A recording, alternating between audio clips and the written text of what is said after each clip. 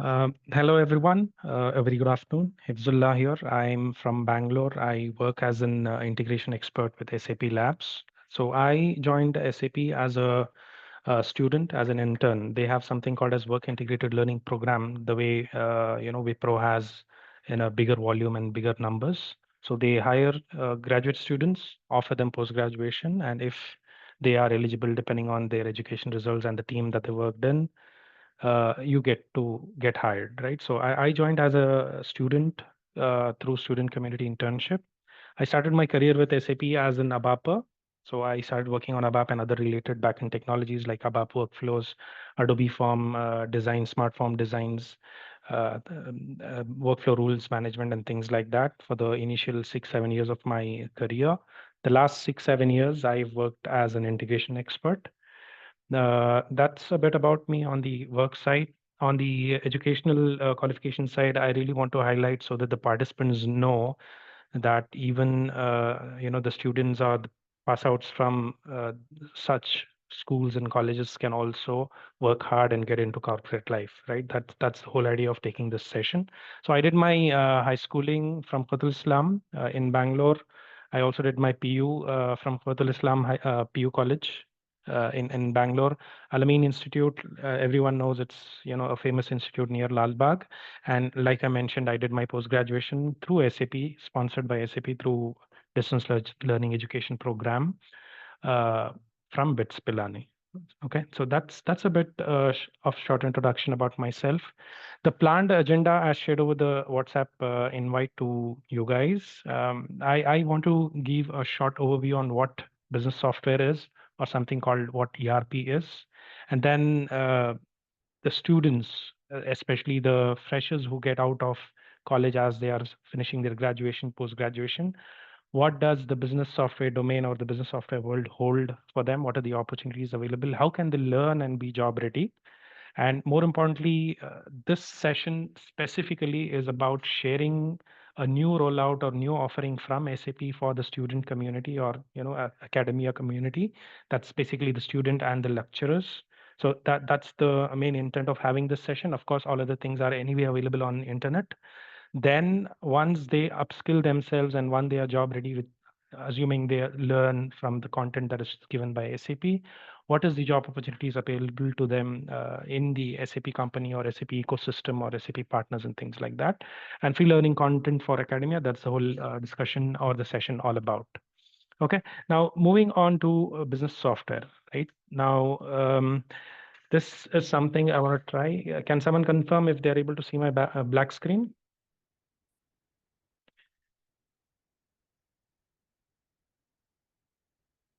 I want to try as much as possible not to use IT world jargons or business terms as much as possible, because my whole target here is students or the people who are very new to SAP or what SAP is all about, right?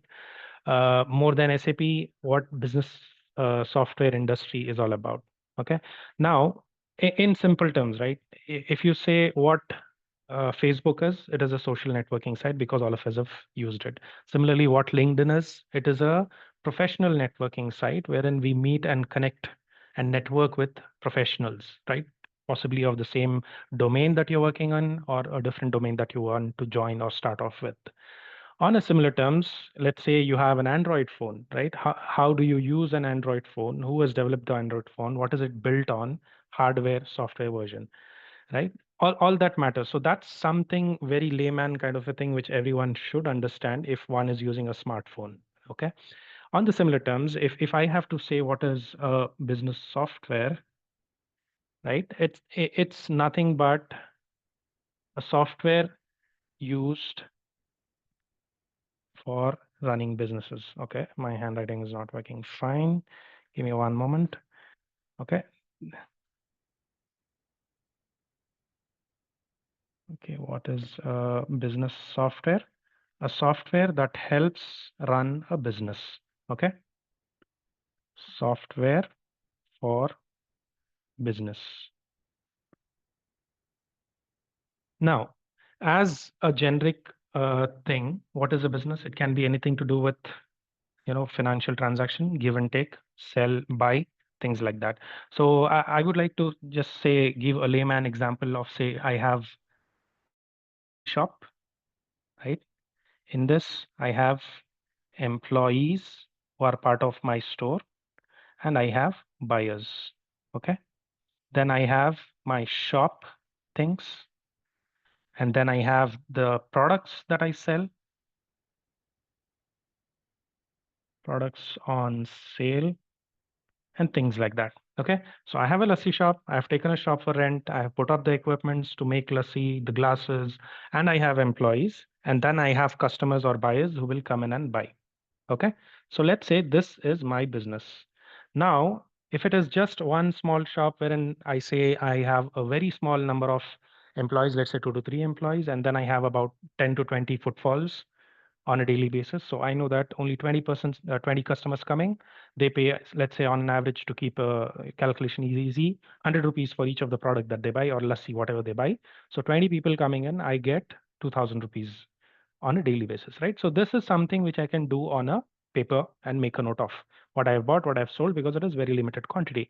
But let's assume it's a big place and a happening commercial area or commercial road, right? Wherein I do a business of more than 1 or 2 lakh rupees on a given day, right? Which means I would have more employees. Let's say for easy calculation, I would have 20 employees, and my footfall is on a minimum 2000 people, buyers. Okay. Okay. I hope this pen would work better. But yeah, I would have, say, 2000 customers, right? In a realistic world, let's say if you have two employees who are making an entry of how much one person is giving, how much he or she is returning back to the customer, what all ingredients I have bought, how much of lassi I have made, how much of fruits I have made, how much of curd I have bought, and things like that. If you want to do, it is possible, but it's not realistic if you want to expand your business. Okay. In that sense, what happens is the computerization or the digital world comes into picture. So instead of having to pass the bill, the token manually, what I can do is I can digitize, right? So I can have a software or a business application which can help me ease all of my business execution. Okay. And by this, what I mean is I have to maintain my employees' data as to who is what, how much is one being paid. Then on the customer side, when I'm giving them a token or a bill or a receipt, right? It should have the information of what they have paid, what they've got back, and if there is anything to be given as a feedback, they can give it. Then I need to know what are my expenses for the shop, right? How much is the rent I'm giving? How much is the utilities bill I'm paying? How much is the money I pay to get the ingredients and things like that? And then I would also have something called as, on a financial side, profit or loss. How much am I making?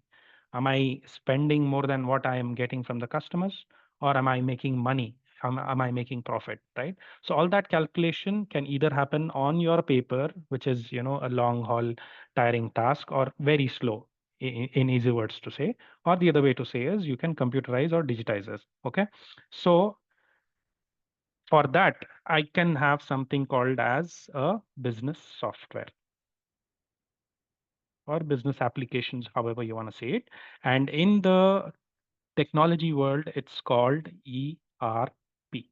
Okay. It's called Enterprise Resource Planning.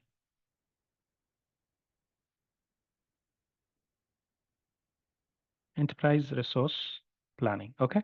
Now this ERP is nothing but a tool which helps you run a business. Okay. Now in ERP, or taking our example, right? What all, our example of lassi shop, what all did I have? I had to buy products or ingredients. Then I have my buyers or customers. Okay. And then I have my employees. Then I have my financials, and so on. Okay. For broader terms, let's say products, or I'll say ingredients. Okay. Ingredients or whatever I purchase. Okay. So this can also be represented as, that was the layman term. Okay. In terms of ERP components, I would say what are my purchases? Okay. Then what are my sales? Who are my customers?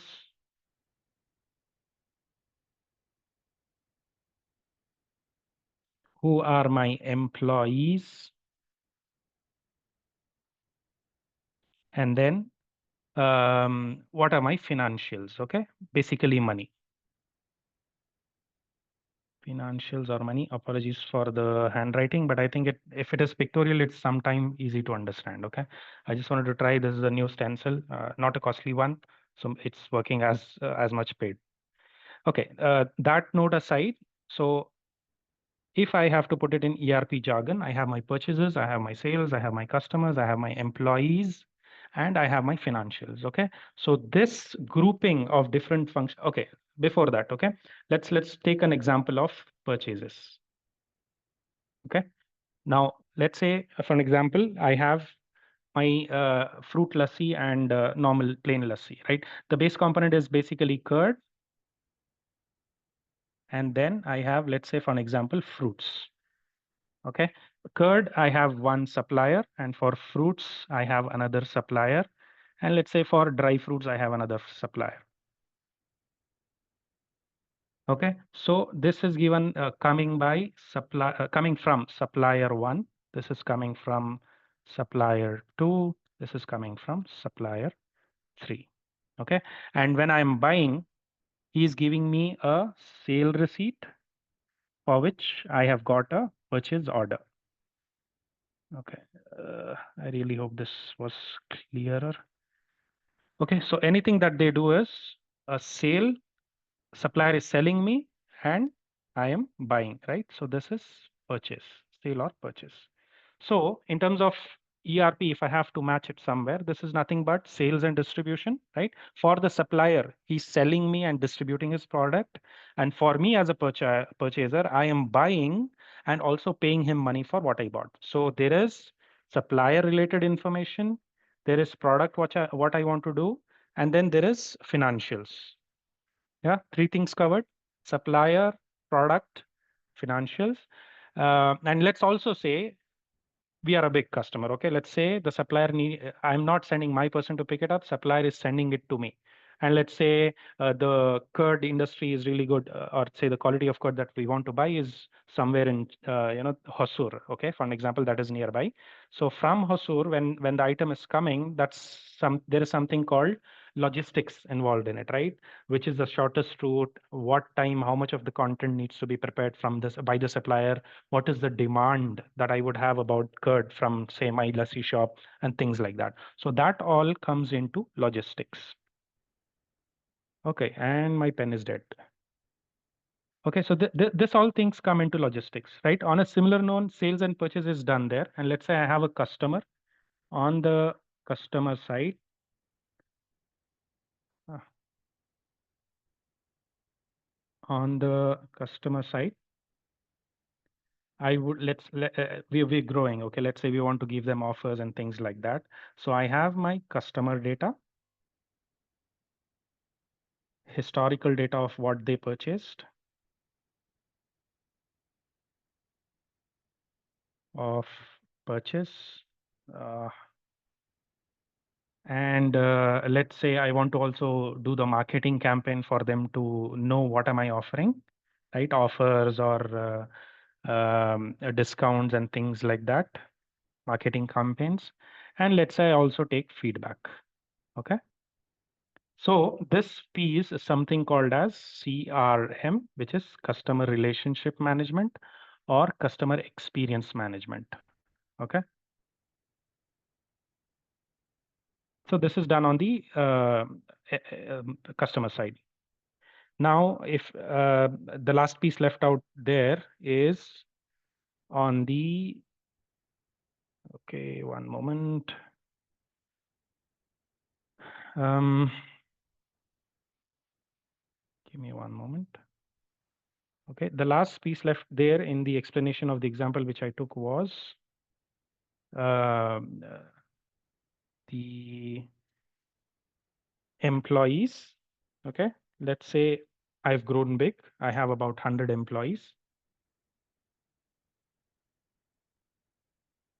So last but one section is employees. Let's say I have to know employee data, right? Who is working where, how much of the salary am I paying, who is in what designation, who is what, how much qualified, and things like that, right? So that data I would maintain. I would also need to know, let's say that is called payroll, employee data, then payroll as in how much am I paying, then something called leave requests, that he or she wants to go on a leave, leave planning or leave application and things like that. Okay, you can just assume everything to do with the employee related operations in a given organization will come under employee. Okay, and last but not the least, in our example, right, is the financials. Okay, in terms of financials, okay, can I clear this?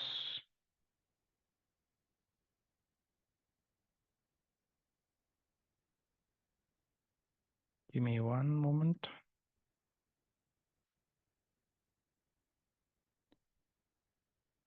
The last part is,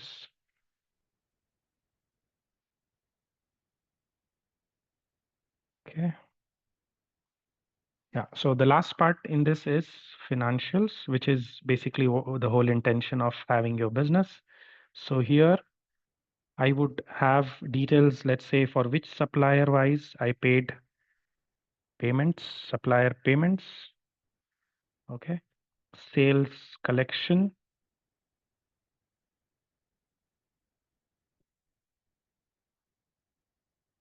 and profit and loss calculation, then government related reporting, right, which is tax reporting, etc. For an example. Okay, so this is all for an example what a business software is for my lassi shop. Okay, if we understand this, it tells you what exactly a business solution or business software is, right? In our given example, I've taken a lassi shop, which is a very similar common example that I can think of. So for a given lassi shop, I would have my employees, I would have sales and purchases amount and financial transactions to note down and work on. Then I would have my buyers who are basically my customers. Then I would have my expenses which are related to the purchasing of the products, ingredients, shop rentals, and things like that. So so that there is a tool for running a business which is called, one of the tools is ERP, and some of the components, for example, from relating to our example is what are the products and ingredients that I would buy, who are my buyers or customers, who are my employees, what are my financials in terms of spend and sale and purchase and things like that. So this is what a small typical non business related explanation would be for a ERP. Okay, now if that is clear, I just have some content that I copied from the resources, let's say from SAP website or Google results. So business software is nothing but business application that helps you perform various functions of a given organization, right? Which basically helps efficiency, productivity, and profits and sales and things like that. So that's what you could call an ERP. Okay, and within ERP there are core business processes or different components, or in other terms, or in layman terms, different teams that needs to work, or different processes that needs to work, which could include your finances, right? What is the sale amount, what is the purchase amount, which could include your HR, which is nothing but your employee maintenance or employee related processes.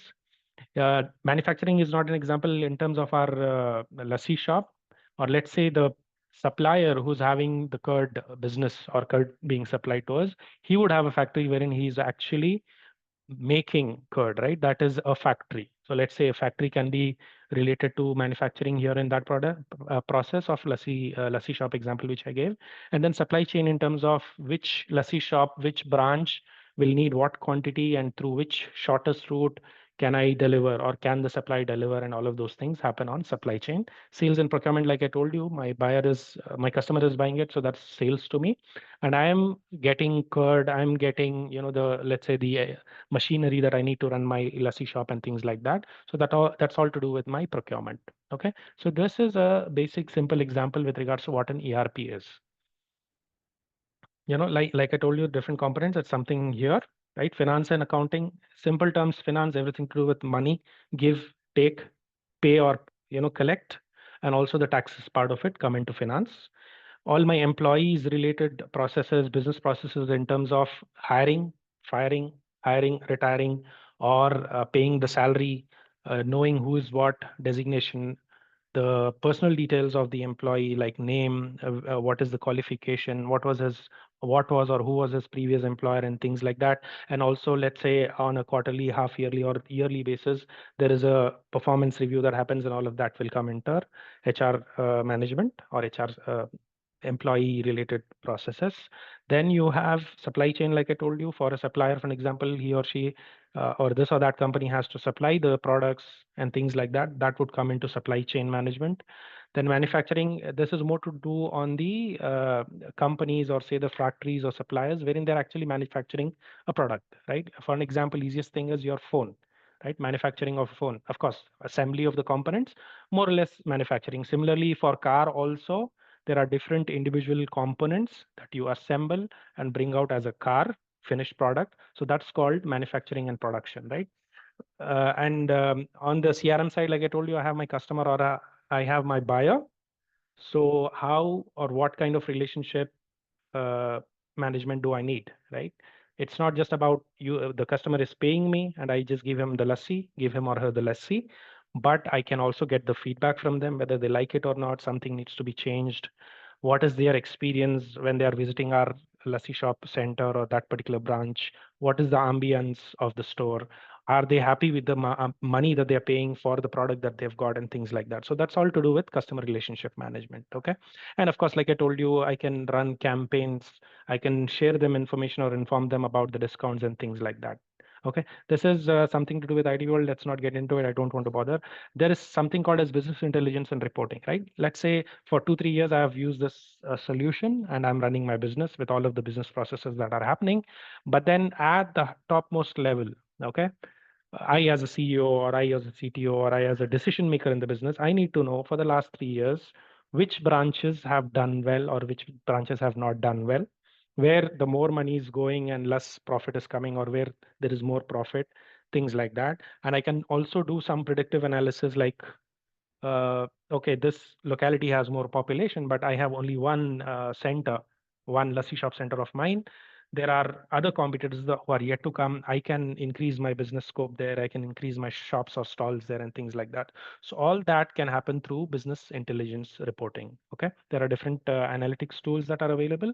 So that is also a part of ERP in the new world. Okay, now this is more or less about what a business software is, what an ERP is, right? Like I told you, my main target is more or less the students, because the whole intent of having this session is for the students. So before I proceed, right, is there any question that someone would like to ask or clarify?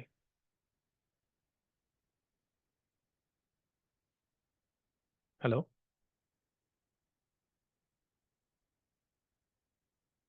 Can someone confirm if I was audible till now or I was just talking?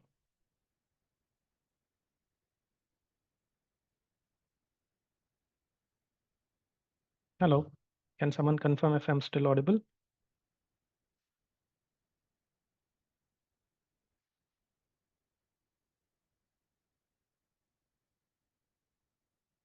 Okay, so it was a chat confirmation. Sure. I think everyone else is muted. So now that you have some understanding, right? Of course, not in the terms of business jargons and things like that, just as a new person to know what a business software is, right? Okay, see, the other thing is, in simple thing, you have software for running a business. You will call it a business software, right? And one of the tools for running a business is ERP. Okay. Now, how will you differentiate it with the different softwares that you have? For an example, on your phone, you have your phone which runs, let's say, on an iPhone or an Android phone. You have Android software on your phone, and the applications that you use are all relating to consumer related applications or software, right? You are a consumer. You are downloading the application. You're using it. So that's those softwares or applications are more to do on the consumer side. But these are the business softwares which are basically to do with the business execution, business processes, running of a business and things like that. Okay. Now, in terms of business software, right, there are multiple players in the market, right? One common name that comes up is SAP. Then you also have Microsoft, who has suite of business applications or business software. Then you also have Salesforce, ServiceNow, Microsoft Dynamics is the application. Then in terms of if not the whole ERP as a package, Specifically to the HR, there are some business leaders or business competitors. Basically, the software providers is what I mean. Similarly, on the CRM side, there are different business software providers or solution providers. So it's not just one or two companies. There are multiple companies who basically have business software offering or ERP offering, right? It could be the complete suit as in the collection of the whole bundle. Okay, it could be the complete suit, or it could be individual, component or the solution that they could be offering. For an example, in HR software or in employee related software, employee management related software, there is something called as success factors, which used to be, now it is part of SAP. There is something called as Salesforce, which is one of the market leaders and competitors of SAP. Then similarly, there is PeopleSoft and things like that. Okay, and in terms of finance, SAP is one of the solution provider. Similarly, there could be other companies like Infosys have their own finance related product, and maybe other competitors of SAP. Point I'm trying to say is there is this business software as a concept and ERP as a tool is not restricted to one or two companies, right? So every other company, or even if you are a software developer, you can develop your own ERP, uh, and basically have the functionality of business processes covered or developed for whatever is listed. Now, that said, since I am from SAP, I just want to give some overview on what SAP is all about. Okay. Now, unfortunately, I was a little unprepared, but luckily I found some content on YouTube. This is freely available. And of course, the whole credit goes to the person or the owner of this ERP ZZ company or the website. Right. So I will share this generic PPT which I have prepared, wherein I have included the links and things like that. Um, Now going to the history of SAP, right? Give me one moment. Okay, so this is done by the colleague who's included in the screenshot, this whole package and the content to him.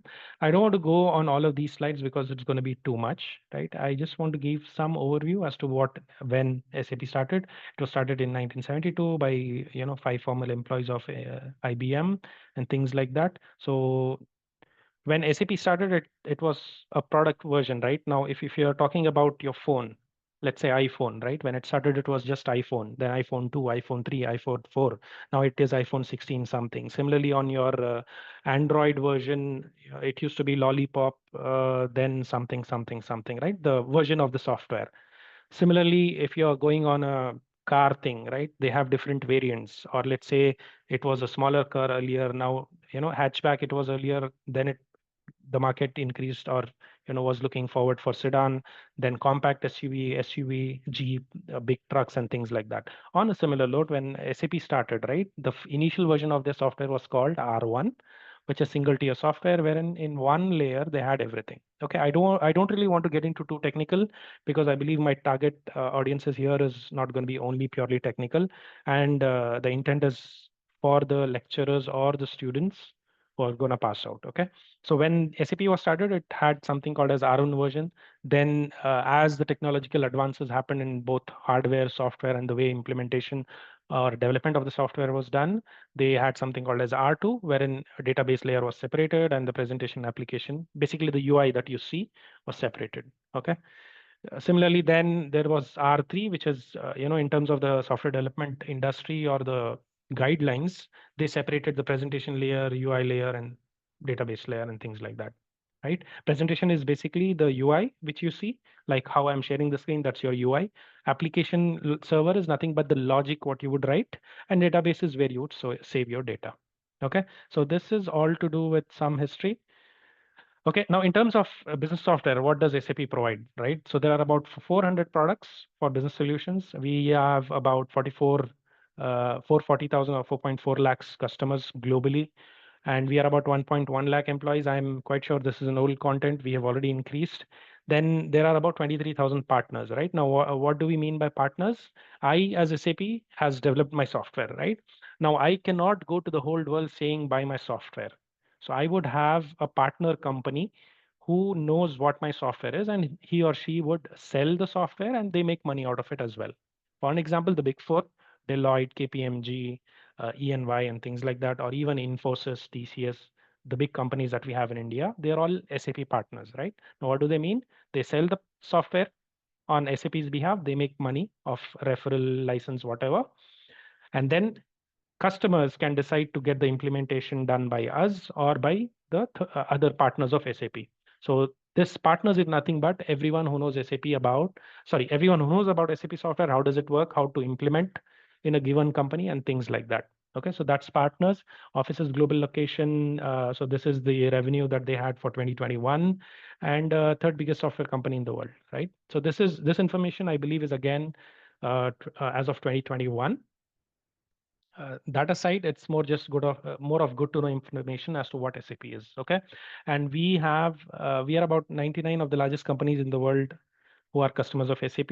We have about 64% of the ice cream produced by SAP customers, right? So on and so forth, right? And we cater, or basically 98%, 98 of the 100 most valuable companies of the world are customers of SAP, or basically they use SAP software.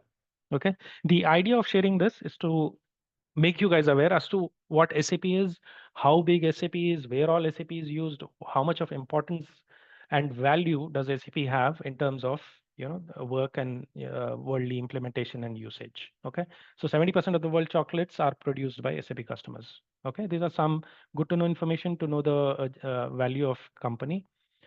Similarly, like I told you, the processes which we roughly try to understand here, right? Purchase, sales, customer relationship, employee relationship, financials. So those are individual components as well, right? There is something called as employee central, customer relationship management, supplier relationship management, and so on. These are individual products, right? The bundling of those products or grouping of those products together can be called as one single product called as SAP S/4HANA, right? This is the most recent newest product from SAP. If you remember, I told you R1 was the first product, then R2, then R3, then ECC, Business One, Business Suite, however you want to call it earlier. Now it is SAP S/4HANA. Okay, that's the latest product offering. Now, when SAP started, right, wherein I showed you that earlier picture of R1, R2, R3, until then, there was no concept called cloud offering, right? Meaning you have a server or you have a computer with you.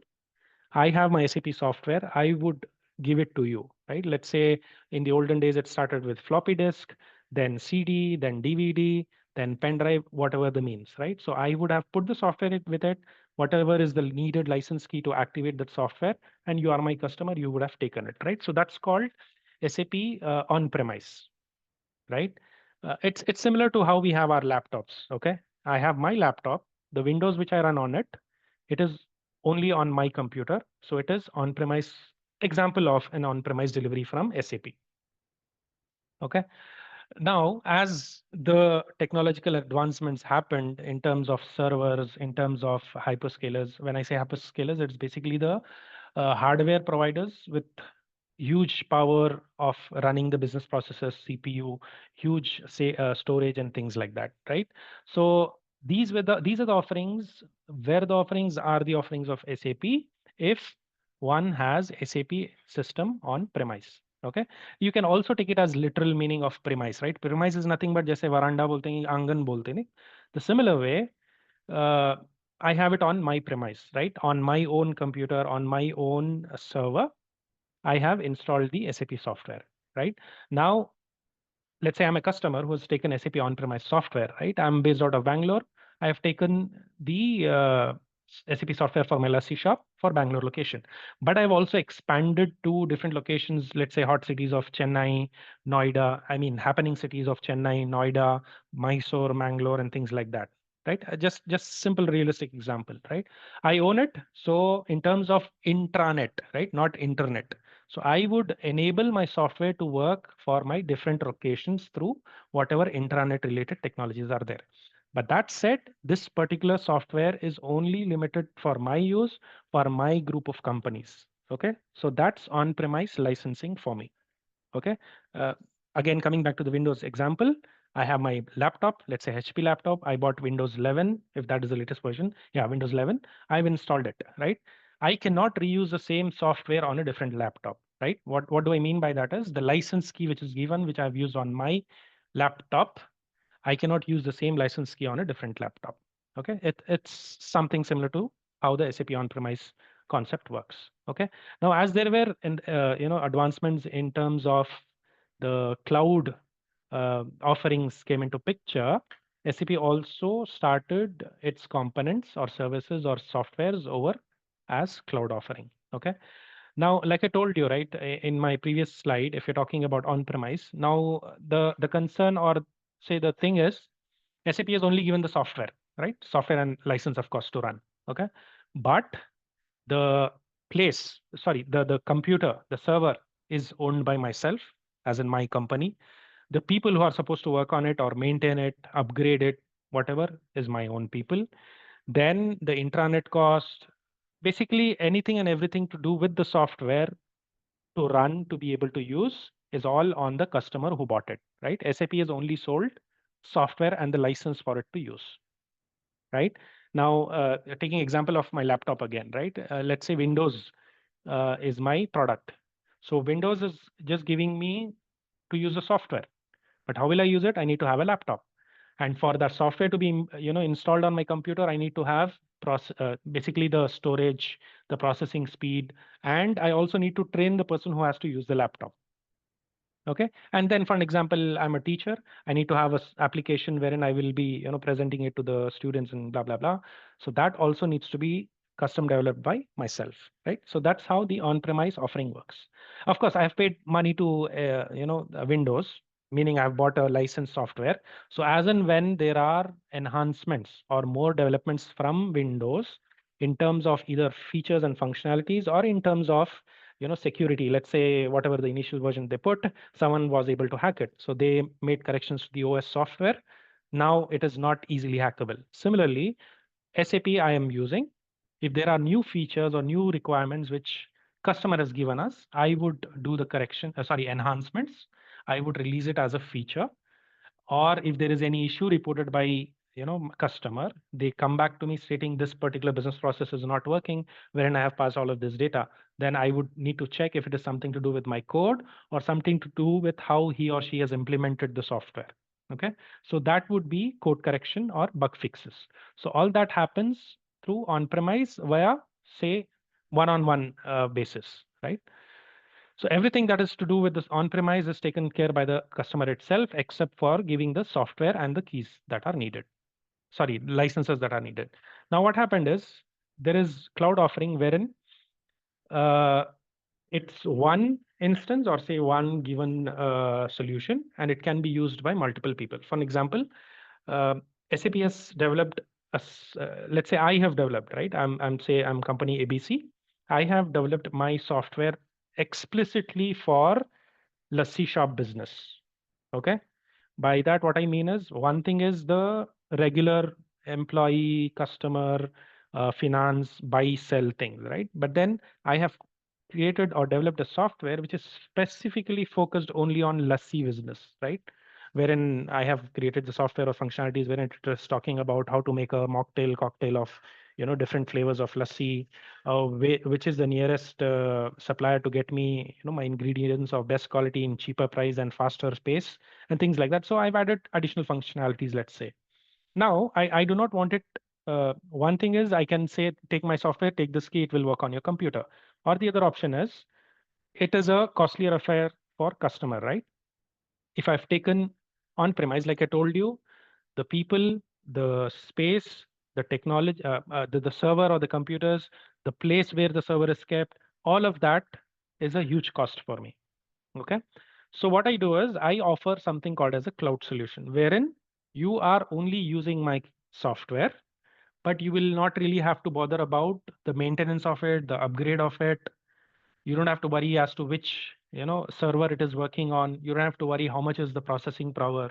You don't have to worry how much is the data saved as and when I'm using the software, right? You don't have to worry about all of that. All you do is I say, you say me, I want to use your Lassi Shop software. I give you the software and I say only for, let's say 5 to 10 users, which is basically nothing but employees, or 5 to 10 computer counters wherein you can do the billing, blah, blah, blah. That is my limitation. But you can use this software for 1 year for these many users for this much of usage, right? When I say this much of usage, I mean the quantity of data. Okay. Because you're not paying for individual things, you're paying as a whole package.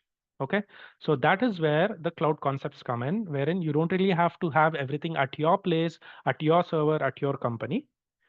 Sorry, at your company or at your premise. It is available with me. I am giving you the software to use, wherein you just pay me for usage of the software, including everything else that is needed, wherein it becomes cheaper, right? So this is something called as subscription-based model, and my offering is on the cloud and not on the individual server or individual computer on a given premise. So that concept of subscription model, cloud technology, all came in. Development happened in terms of technological advances. So even SAP jumped into the cloud offerings. So it's basically, if you see in the previous screen, okay, come on, why am I not able to go? If you see in the previous screen, this is called SAP on-premise products, and I have S/4HANA here, right? Now, if I go to the next screen, I have S/4HANA Cloud, right? Of course, the naming to say that it is a cloud offering, but point being the same product. Instead of you having to buy the license, install it on your own computer, your own server, having to take care of upgrades, maintenance, bug fixes, bug reporting, and taking care of the servers in whatever the bandwidth, blah blah blah blah blah. Instead of taking care of all of that, SAP will take care of that. And one of the S/4HANA cloud solution is one of the offering of SAP. Okay. Of course, there is difference in terms of business processes, the enhancements, and the new way of running the business processes. For an example, I told you uh, purchase and sale, right? So I am getting the curd item from my supplier who's in Hosur. I got to know a better quality of curd, and in a little lesser price and in a faster pace that could be delivered by another supplier. So there is more additional enhancement and features that I've added into SAP software when it searches the nearest better performing supplier, and it gives me that in the suggestions or options. So all those additional new functionalities are added on my new product called SAP S/4HANA Cloud, and probably not for S/4 on-premise. So all these things is only to differentiate how an SAP on-premise and S/4HANA Cloud works. That aside, it also is on the technological size differences, that it is available on the cloud. It's not installed on a server at your place, right? When we say cloud, it can also mean two things. One, SAP takes care of it, right? Wherein SAP has its own server and we say we have S/4HANA Cloud offering, or there are big hyperscalers, right? It's called hyperscalers, or I'm forgetting the other term. Basically, I am a provider, let's say for an example, Amazon, right? Amazon has mastered its technology and has the products in server maintenance, hyperscalers, wherein they have huge computers built with awesome fast technology of servers, huge data storage, huge processing power, and things like that. So I will buy SAP software, install in that hyperscaler so that my business runs smoothly throughout the world because I have my company running throughout the world. For an example, okay. Similarly, if you don't want to have your own hyperscaler, SAP is going to take care of its own. More or less just the variants of how S/4HANA cloud offering can happen. Okay, you don't have to go with literally word by word, but point being made is how the difference of S/4HANA on-premise, sorry, SAP on-premise solution offering and how the SAP cloud products offering works. That was the whole idea. Now that aside, S/4HANA, like I told you, it's the combination of ERP products. C/4HANA is nothing but I think it was previously called C/4HANA. These are all to do with customer experiences, right? In terms of the Lassi shop example which we gave, one is the maintenance of my buyer data or customer data. Okay. Then I also have to have a UI or application for my customer to place an order, for an example, right? So that's to do with commerce. Okay. One is the commerce thing. Then there is sales thing, which is a sales cloud. Then once they have bought my product, if there is an issue, I need to take care of servicing the customer or servicing the product, right? So there is service products also available. So C/4HANA or customer experience can be your commerce, sales cloud, service cloud, then customer related data management, experience or the feedback collection and things like that. Now, Ariba is to do with global sourcing, right? Like I told you in our example of sourcing, let's say machinery that I need for my lassi shop, then I need curd or the raw materials that I need to make my lassis or whatever you have in your shop. Then it could also mean everything to do with the purchasing, right? Supply, purchase, and things like that. IBP, I do not know. Success factors is to do with your employee related data, right? Uh, Hiring, retiring, payroll, leave request, things like that.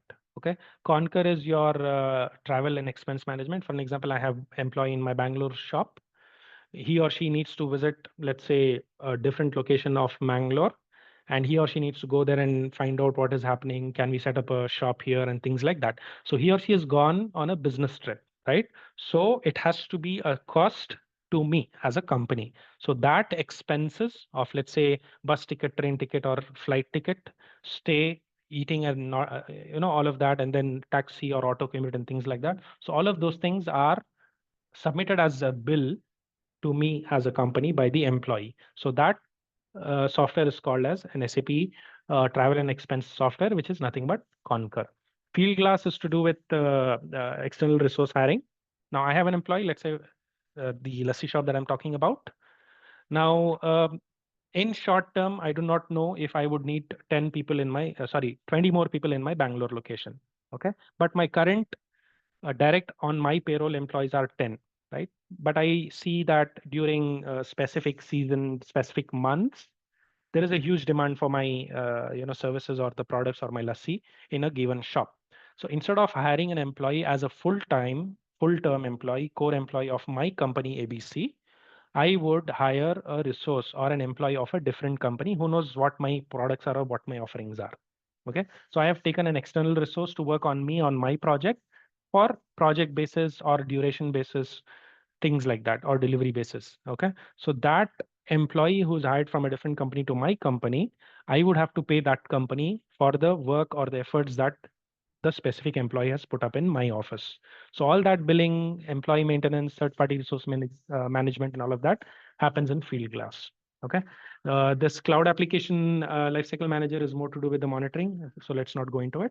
Two more important topics: analytics. Right. If you remember, I explained you about business intelligence and reportings. Okay. So SAP Analytics Cloud is the latest solution or offering from SAP that is to do with the analytics or business intelligence. Okay. So formerly it was called BOBJET, Business Object. As enhancements and developments happened, it was called SAP Analytics. And now the offering is on cloud. So it's called SAP Analytics Cloud. Yeah. So that's to do with the analytics, reporting, business intelligence, everything to do is an offering from SAP called SAP Analytics Cloud. Okay. Now, this is all in terms of what SAP offers as products on-premise or cloud, right? Of course, this is not the full list. This is the list of most important products that are needed, that are available, that are very famous. Okay. Now, business technology platform is a IPaaS, right? Yeah, platform as a service offering. Okay. Now, not getting too much into this, right? Basically, when I told you the SAP on-premise solution, right? I'm actually giving you the software. Then I told you I will not give you the software to install on your one server. We will put it in a powerful computer, a powerful server, and that can be used across different regions or across different products. I'll call it cloud. Basically, the access is via the internet, right? So what is cloud? Access is via internet. In simple terms, don't really get into the too technical topics, but simple things, right? So that's your cloud offering. Okay. Now, to develop all of these softwares, right? I would need a place, I would need a technology, right? Now, the way for your Android phone, right? The operating system is basically Android on your Android phones. The development that has happened is based on Java, right? So Java is my technology, and then Android is more or less my development toolkit or whatever you want to call it. Similarly, on my iPhone, my coding, the base technology is C, right? They have different name, I forget. Um, so the base concept of the technology that they're using to develop the iPhone applications is based on C programming, C++, and things like that. I'm forgetting the technology, but nevertheless, point I'm trying to say, C was used. They have built their own proprietary programming language. I forget the name. Let's say iPhone's programming language for now. I'm forgetting the word. If someone knows, please do put it in the chat.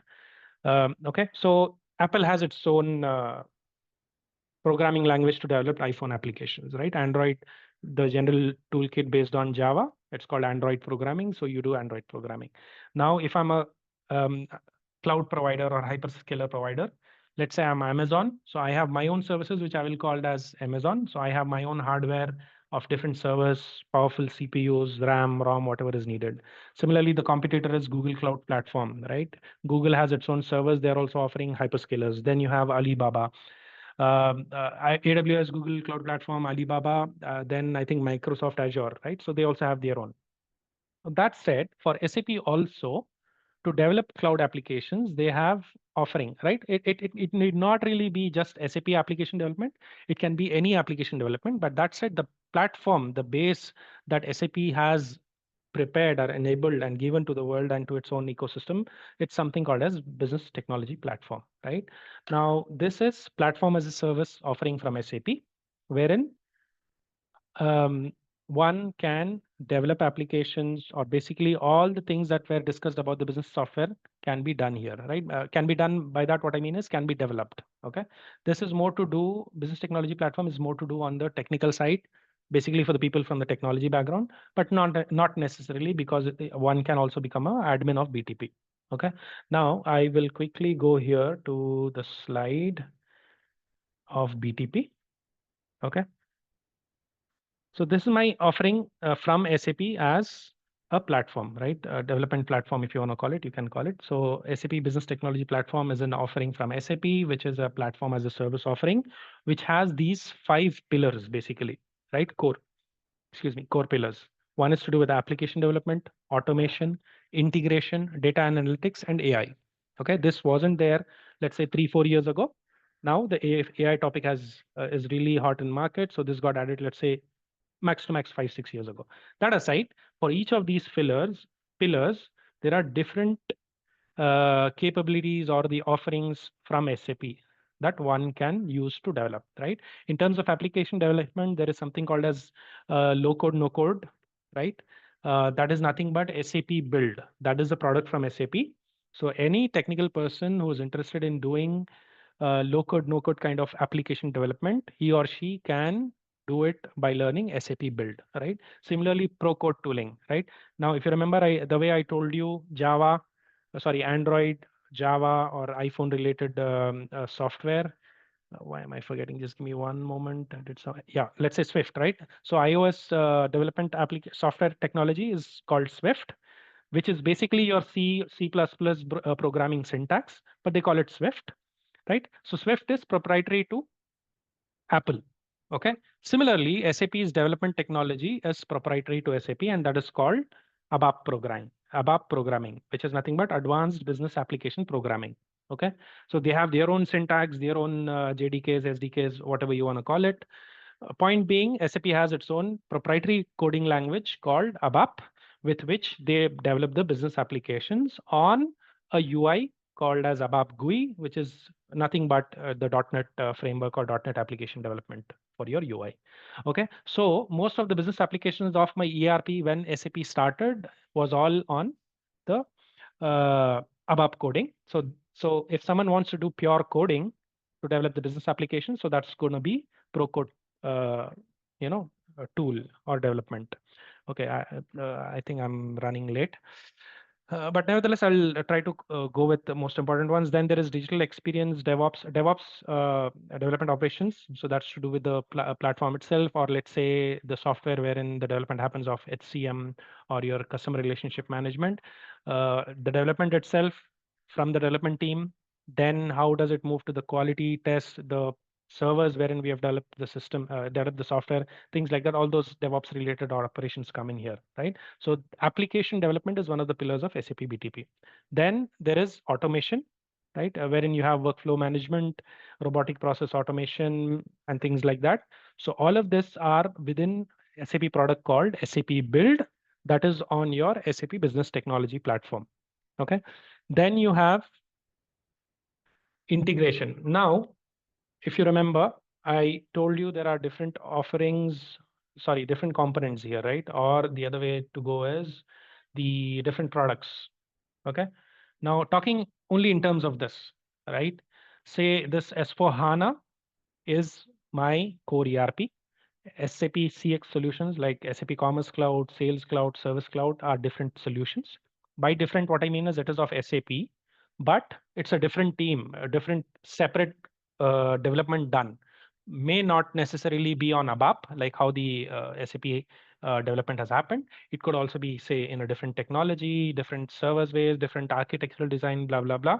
That aside, basically, it's a different individual software. Okay. Similarly, Ariba is a different software, SuccessFactors is a different software, Concur is a different software. Okay. But I, as a big company, let's say my lassi shop has grown into a big company, which is multinational and things like that. Now, I am using all of these products of SAP, right? And obviously, if I have a HR software which I've already bought, I can use the same thing in different locations, right? And similarly, some of the data that I would have here will also be need to pass to a different system. Or the easiest example would be the salary, right?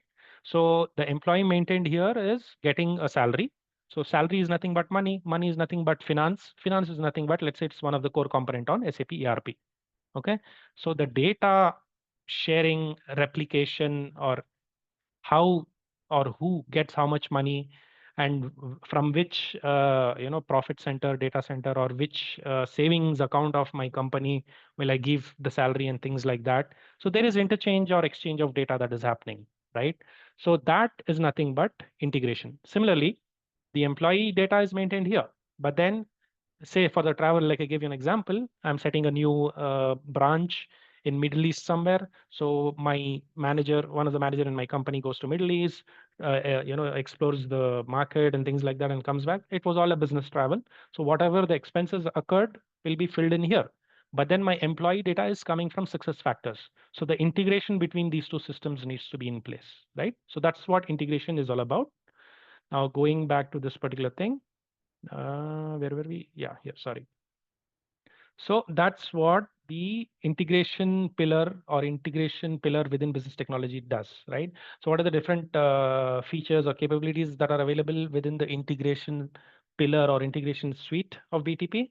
There is something called as the core integration development. It's called cloud integration now, PI, PO, CPI, and now it's called cloud integration development. Okay, this is an old name, don't bother. Then API integration, right? Now the example of the other product which I gave you here, let's say for an example, Concur is developed using Java, okay? And my finance component here is developed using ABAP, okay? Now, of course, it's not direct integration like just connecting the plug, right? I have my male plug connecting to my female plug, or I have one CPU connecting to my monitor and things like that. It's not that easy, right? So of course, the data transfer needs to happen, but then there should be an understanding of how the data needs to happen, in what format it needs to happen, in what sequence it needs to happen, in what speed it needs to happen, at what time it needs to happen, and things like that. So all of that happens through your integration setup or integration as a middleware. Now your API, let's say uh, when I'm basically connecting my Concur to my success factors, right? Concur needs to have my employee data. Okay. For that, I don't really need to have physical connection or a code written to read the DB of success factors and things like that. So there is some concept called APIs, which is generic technological term, application program interface. It's more or less just saying, this is my address. If you pass this data, if you pass this query, you will get this data. For an example, I am logging into Concur with my user ID, say Hifzulla, and I am maintained as an employee in success factors, right? Now, Concur will validate with success factors if Hifzulla is really an employee, which team he or she belongs to, and what is the budget that is allowed for travel and claim expenses. Okay, so the Concur is going to get that data from success factors or read that data from success factors. So that is what is called as an API connection. Okay, so that is an important feature within the integration suite. So that's called API. Then event-driven integration. This is new concept which has come up from last 4, 5, 10 years. This is all deeper. Let's not bother about it. Basically integration, right? How will you connect two different solutions, softwares, things like that. And also integration is not just with SAP to SAP, right? It can also be SAP to non-SAP. For an example, let's say I as a customer, I have all of these softwares, right? But then uh, for an example, I have started a new campaign or new feature within my new offering at my lassi shop of Bangalore location that customers can pay a yearly fee for a limited, or let's say for some kind of offering, let's say 5 lassis for a given week, right? I'm offering that campaign. And in that, it's more or less like subscription, right? I'm subscribing to a plan, I'm subscribing to an offer from the company of lassi shop. So let's say that particular functionality is not covered in any of the software of SAP. And let's say it's company B, which has that revenue recognition or recurring or subscription based product sale kind of a thing, right? So that is my company B, which is not SAP. So how will my SAP product connect to that company B's software? How will that happen? That has to happen via integration, right? Meaning we are connecting or interconnecting those two softwares which are relevant in terms of business processes for data sharing, transactional data sharing, and things like that. So the integration is on SAP to SAP or SAP to non-SAP, right? And data analytics is more to do with your analytics or even the data management. Let's not go deep into it, but people who are interested on data management, data warehouse, data science, and things like that, this is an important thing for them. And most importantly, the hot topic of current current times is the artificial intelligence. Now, of course, as the market technological advances are happening, market is progressing, the competitors are adopting to AI technology, and of course, there is AI technology available for everyone. That is going to help us make better, faster decisions in terms of my business processes and things like that.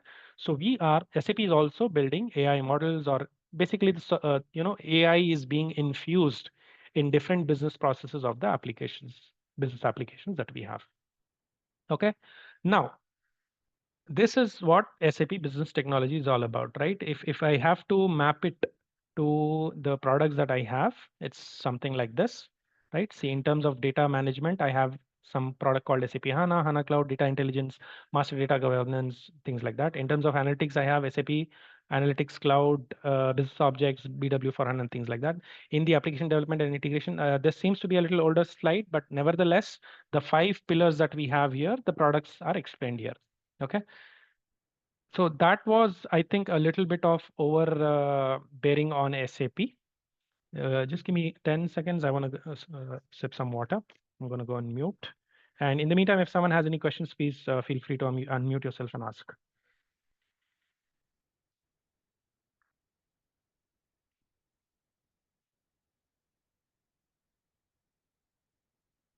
Okay, so this was more or less on SAP. I think I'm going past the time that is allowed, but no harm. Hopefully, see like I told you, I was not trying to use the actual business technological terms and business jargons or technology jargons. Jargon is something like a word which you don't understand.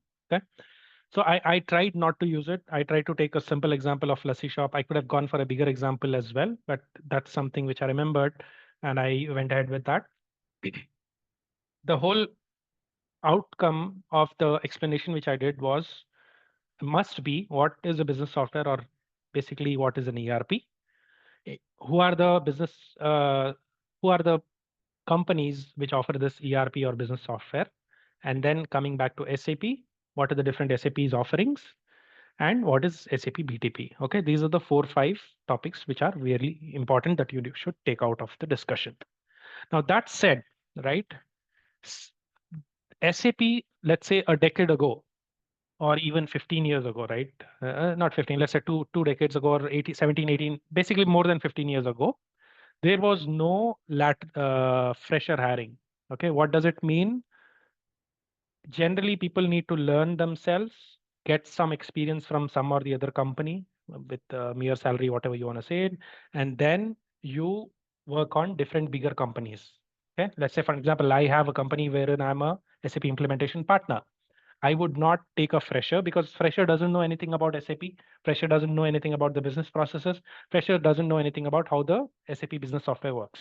So he or she needs to learn from an institute, pay huge amount of money, do the certification, pass the certification, and then get 6 months to 1 year to 2 years to 3 years of experience, and then go for a bigger company for better salary. Right? This was the story of how business software hiring used to happen, let's say 15, 18 years ago. Let's keep it to minimum 15, okay? Because 2010 is when I joined.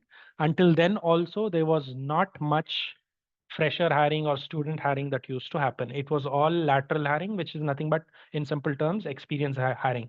Are you experienced in SAP software? Do you know how the business process works? Do you know how to do the coding of SAP technology, SAP software? Okay, then we have an opening. If you clear the interview, we hire you. That's how it used to happen. But then, as that time kept passing, as more and more software companies, industries kept emerging, most of those, let's say, software startups were from the students, new technological advances. Basically, anyone should be able to learn and join the company. That's the whole idea of it, right? So until 3 months ago, or let's put it simply, that until last year, though the content of SAP learning was available, see, there are two things. One, you have the content, which I'm showing you basically, right? The slide. I can share you the slide. You see the slide and you say, yes, I have learned it, which is theoretical reading. But what to do where when you open an SAP system is not known. So you basically need to have hands-on or some practice on how to do what. And for that, you need to have the server access. And who has a server access? Someone who has bought it from SAP by paying the server, by buying the software, installing it in his or her server, and things like that, right? So in that sense, the institutes used to train you, ask you to pay huge amounts. If you want to do the certification, there was a separate fee to be paid. And once you pass the certification exam, you get the certificate, and then you are basically knowledgeable on that particular software component of SAP. So that is one story. The next thing is, as there are advances in terms of software development, business processes, technological advancements, business process advancements, things like that, there is a huge gap of skilled people or learned people resources in the market, right? And also, if you remember, there was a slide which was talking about the software versions, right? So it was R1, R2, R3, SAP ECC, then S4. Okay. Now, what has happened is, this is a business software, right? So for the past so many decades, okay, 1972 is when SAP started. Let's say 70 onwards, as the business industry, companies, factories kept starting, there was a need of SAP software. So whoever felt the value of the software, right, the digitization of the processes of running their factory, company, business, they bought, let's say, SAP. Now, like I told you, as the features, enhancements, business processes, new and new functionalities were added, the software version keeps changing, right? So R1 to R2, R2 to R3, R3 to S4. That's how it is. So big customers throughout the world have already bought SAP, right? So someone was in R1, they implemented the business, they went to R2, upgraded to R3, and things like that. So currently, most of the customers are still using, let's say, the previous version of S4 HANA. Sorry, previous version of SAP's ERP offering. So they need to upgrade themselves or move to SAP S4 HANA technology, right? For that, the implementation needs to happen, the service, licensing, purchase, blah, blah, blah. That is all financial part of it. But that aside, if let's say Lassi Shop company was using SAP R3 software, now SAP is telling me, see, whatever development I had to do for R3 is done. I'm offering new software, which is S4 HANA. So you need to move to S4 HANA. Okay. So when SAP tells that to me, it is of course, in a way, whatever the money needs to be spent. But in terms of business process, it is enhancements, faster business processes, business decision, basically everything to do with the business. Okay. So I have to upgrade or migrate from older software version to newer software version, right? That is where there is a gap in terms of resource availability globally. Okay. And that, as that kept happening, right? And of course, the newer generation, it appears so smarter than the previous generation, right? For whatever reasons, for the availability of the resources, technology, blah, blah, blah. So in a way, to say for the sake of it, they are smarter compared to previous generations, okay? So in that sense, all of the companies also started hiring people from colleges, yeah? Basically freshers. You are passing out this year, you've studied this much, you have this much of percentage on your whatever, coding, technical topics, blah, blah, blah. You attend the interview, you get selected, I hire you, I upskill you to whatever you need to do in my company, and you work for my company. So that happens. That is happening globally. But that aside, SAP has opened a new offering, especially to the academia, especially to the students and lecturers, right, who are in the colleges, basically colleges, universities, for them to learn SAP and also write certification exams, right? Two certification exams for a given year. Now, by this, what I mean is learning.sap.com is available, right? If you're not a student, you can open that learning.sap.com, you can create an account. There is some free content which is available to you, but then if you want to see, specific certification related content to learn, you will pay me subscription. Basically, you will buy the license and also write an exam, write that exam and get the certificate. You will again pay, right? So that's more or less not free. If I'm able to afford it, I'm interested in that particular solution, I pay for it, I learn with the content that is given, then I do the certification, I become a certified consultant. Okay. So that's the story everywhere for all of the softwares, all of the industries, whatever is there to learn. Okay. Of course, internet, right? Anything that is available for free, that is also available for free, but it is not necessarily given free by, whoever holds it, its copyright, or whoever holds its IP. Okay. That story aside, if you are a student studying in college, if you are a lecturer or professor of the university or college, you can utilize this offering from SAP, which is called as SAP Learning Hub Student Edition. This is nothing but a website which is learning solution content from SAP, right? You call it learning management system.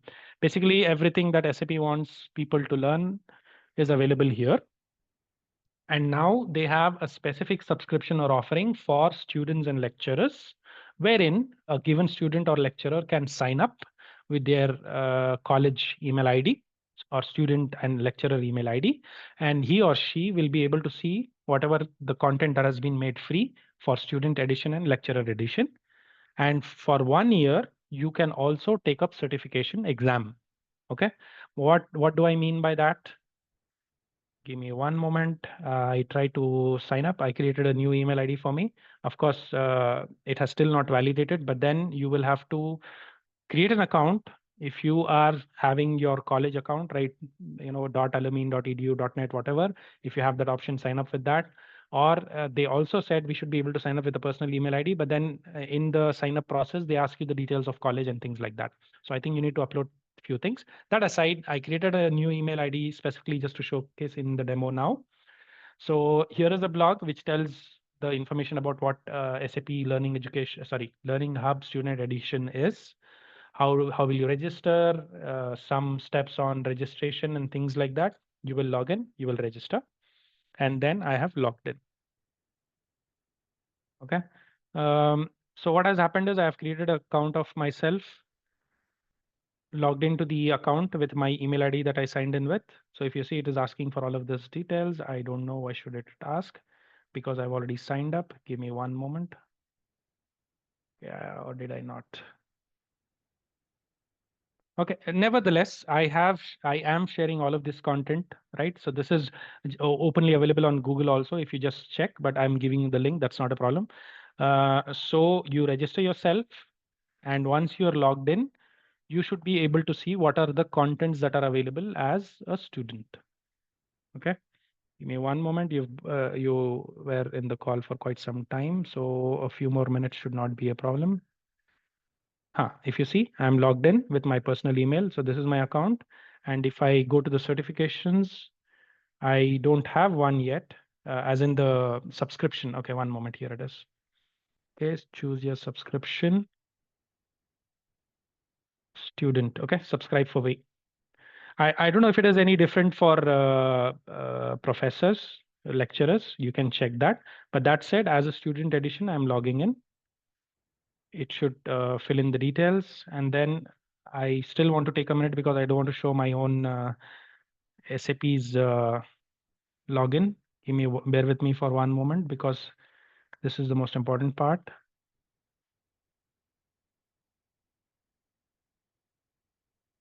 Okay, Bengaluru University doesn't show up, I think. Oh, it does. Okay. So I just write something.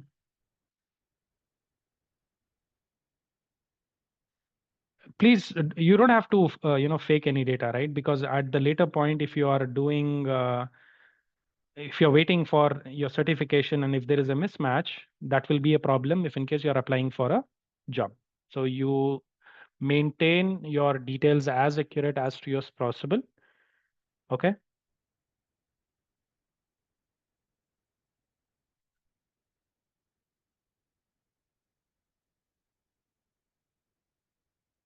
Okay, see, this is the third party partnership that we have, and it is asking for all of these details.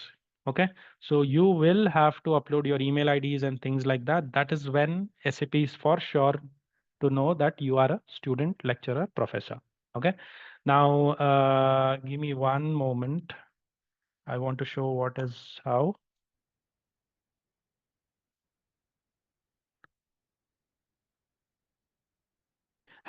It's basically going to be similar to your subscription if you have done any, let's say for an example, an academy, Udemy and things like that. Okay, so whatever subscriptions you are allowed to, depending on the package that you've taken, you will see those contents. Okay, that's the idea. Give me one moment. So I'm logging in with my office email ID. So this is going to take my SSO. So I, as an employee internally, I have my own internal edition, right? Let's say for an example, employee edition. So I will see all the content that is enabled by SAP for me as an employee to learn uh, for doing my job and things like that.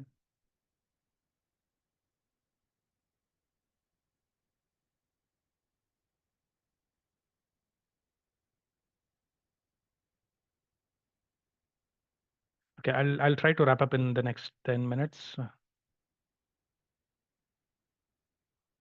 Okay, so you should also get something like this when you sign up with all your true data. So if you see, you can browse by product, industry, and things like that. That said, you have all of the contents that can be that is possibly available for you as a student free edition. Okay, you can navigate or filter and search based on product type, industry type, role type, and things like that. And then you also have your current activity that is going on and things like that. But point being, what I wanted to say was it's really valuable offering for the students who are to pass out or who are still studying in their graduation, post graduation, and things like that. So it should be easily available. For an example, I search for SAP Concur, right? So for learning Concur, for me as an employee, I have all of these content that is available for me to learn. Okay. See, again, it's not just the content. You will also have access to the cloud solutions. Okay. As for HANA cloud, I'm not sure. As for HANA on-premise, you will not have an access because that is, server-based, GUI-based things and not a cloud solution, for an example. So other than that, the CX solutions like Commerce Cloud, Service Cloud, Sales Cloud, then Concur, Success Factors, and things like that. For all of those, I think you should be able to get access, right? But I do not know because I'm not able to log in with my student edition and I don't have any student data that is available for me to upload. Okay, I again repeat, make sure you give 100% of accurate data. That is when your certificate will also have that particular data and it will not be any problem if in case the hiring company goes for a background verification of the certificate. Okay, so this is to do with how the SAP Learning Hub goes. All right, now coming back to this, I'm going to share the slide deck. This is generally available on Google. Okay, so this first link is the blog wherein it says how to sign up, and that blog has these links. And then some details about SAP BTP from the SAP resources and a few helpful resources, right? One thing is your learning.sap.com, right? Even let's say I'm not a student, I'm not able to, I don't want to pay a subscription. There are other resources which are available, which is on community.sap.com or help.sap.com. And YouTube is anyway a general learning resources. That said, like I told you, I use the PPT of a gentleman called Anup.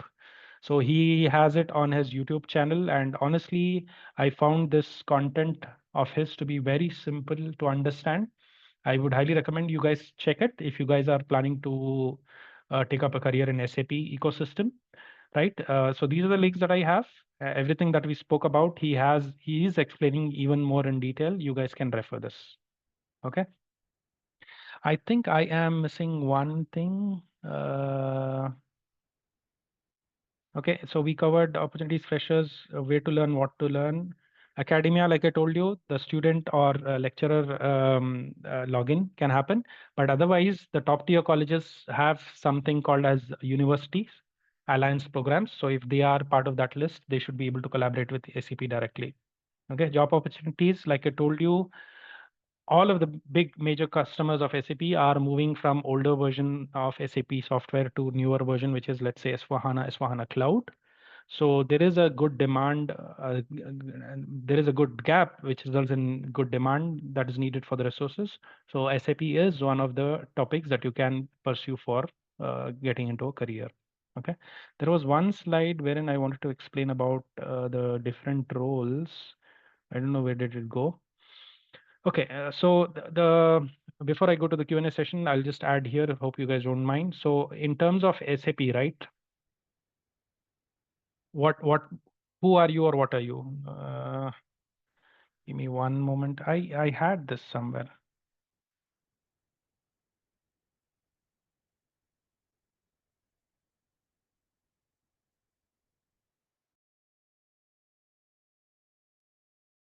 You can unmute yourself and ask if any questions are there.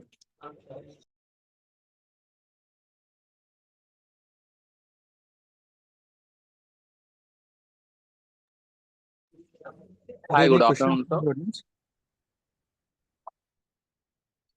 I'm audible to you, sir.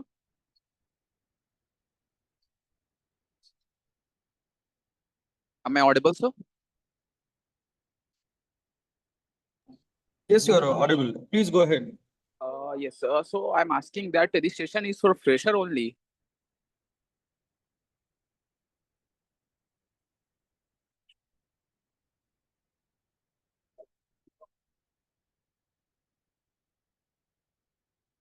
Hello. Ah, Jalabhai, you need okay, to I unmute was yourself. yeah, I was talking. Sorry, just give me one moment, okay, before I answer that. Okay, Sure, sure. I missed this particular slide. Okay, now in terms of designation, forget about designation. Okay, what are the different roles if you want to get into an SAP career? Okay, if you are from the technology side, right? If you are BE, Tech, blah, blah, blah, then you can get into the technology of SAP, wherein you can become an ABAP developer, right? ABAP's UI5, it has its own UI technology called UI5 developer. Then you can also become integration person. Then you have your basically anything to do with the development of SAP software. Okay, development. Then your basis. Basis is a SAP proprietary topic or technology which has to do with the system itself, right? Administration of the system, preparation of the system, and things like that. But that is also based on ABAP. That said, if you are a coder, you can become an ABAP developer. You can become an SAP UI5 developer. You can also become an integration developer and things like that. And a basis consultant is more on the application administration side of the SAP system itself, right? Now, what is a functional consultant? The products that we spoke about, right? These products, let's say, for an example, Concur, right? If you remember, I told you this is nothing but employees travel and expense management, right? Now, how does this particular software work for an employee to use if he or she wants to submit a bill, right? Basically, the one who understands how the software works, how it needs to be used, right? The person, he's not the technical person who developed the code, who wrote the code to make the functionality work, right? But he or she is the person who knows how the functionality works, how the software works. So they will be the functional consultants. Knows the functionality or usage or business process. Okay. I should change it to a different way. Let me put it this. So basically, a functional consultant is someone who would know a business process. For example, in terms of the example of SAP Concur, which I gave, he or she is a person who knows how a travel and expense business process works or needs to work. And he or she would know how will I implement that business functionality with SAP Concur, right? So he or she becomes SAP Concur functional consultant. Okay. So this is usage of software. So this is functional consultant. And then I told you the technical consultant is basically the person who has developed my SAP Concur software, for example, in this example. And lastly, it need not necessarily be that the technical consultant only does the technology and doesn't know the process. And similarly, possibly a functional person, non-technical person doesn't know anything to do with technology. So if someone knows both technology as well as the functional consultant functionality of the software, he or she is called techno-functional consultant. Okay, but talking in terms of specifically business software, when will you become a techno-functional consultant? You know to configure the systems in terms of technology side, right? And then you know to implement or configure the software in terms of business process functionality. So that is when you can be called a techno-functional. Okay. So this is one point which I missed, but I think it's okay that I remembered at the last.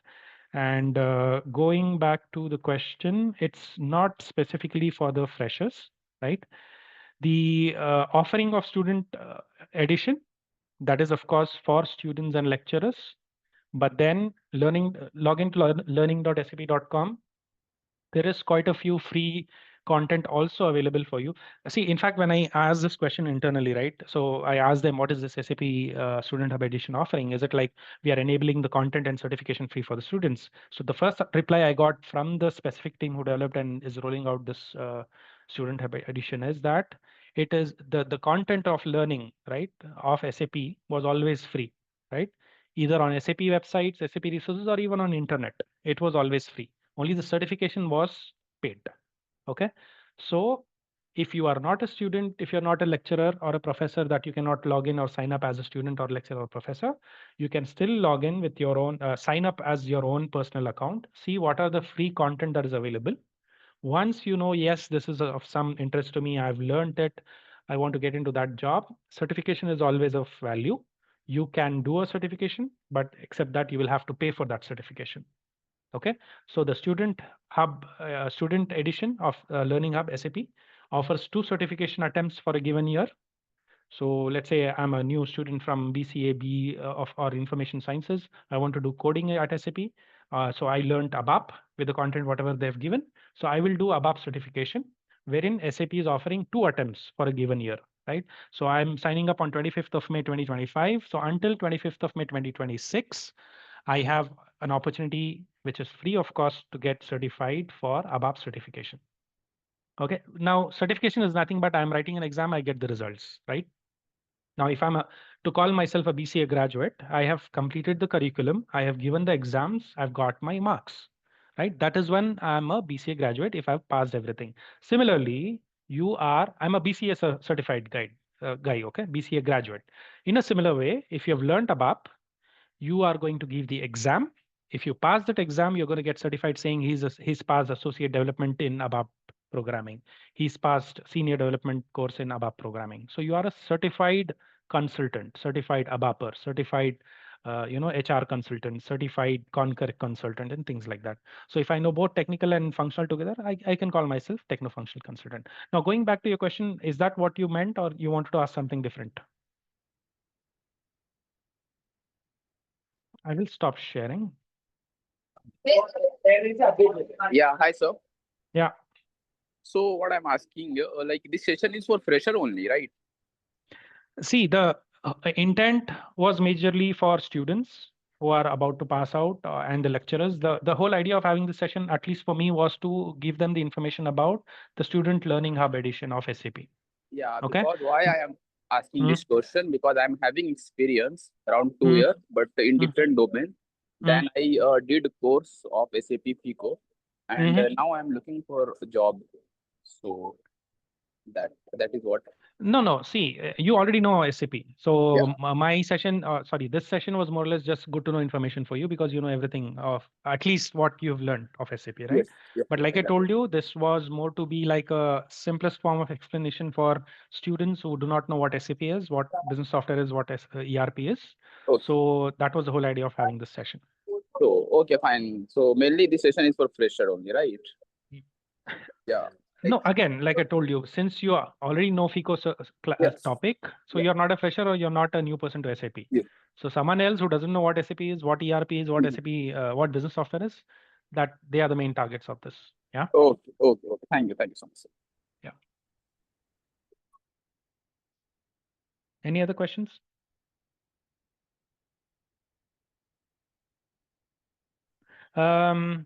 Do we have anyone from Alamin, from MQI, from Hasnat?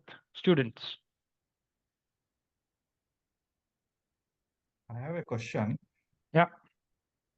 Where do you find the source code for this SAP ABAP source code? When you say source code, what do you mean? Like, when the client vendor who has disconnected from the project, he has not submitted the source code. And the current client is trying to figure out where is the source code. Whatever the customization they have done. See, in short, source code is nothing but what is the source, basically, which is the starting point or where have you written your code. Okay. Now that said, if it was an on-premise software which you had, the software, the server, everything was your own, right? So I, as an external vendor, I came in, you asked me for some functionality, I have fixed that for you and I've gone. Now, if you tell me the code is still with you guys, only thing is you don't know where to identify it. Correct? Is that the question or did you mean something else? Hello? It is the question. Yeah. So if it was an on-premise system and if you see the functionality error, whatever is happening on the screen, the code is still there. So you need a technical person to go either in the debugging part and see if that can be found to fix or upgraded or enhanced, or your company was supposed to have a agreement with the vendor that he or she would share the technical document after the completion was done or after the development was done as per the project agreement. The agreement is done, but the vendor is absconding. So that's a mistake on the legal side. Anyone else? Any students from Alamin, MQI, Asnath? Sabai, are we still recording the session? Can we please stop it? I think we're done. Thank you so much. I mean, only for the recording, right? Guys, please hold on. So let's stop the recording.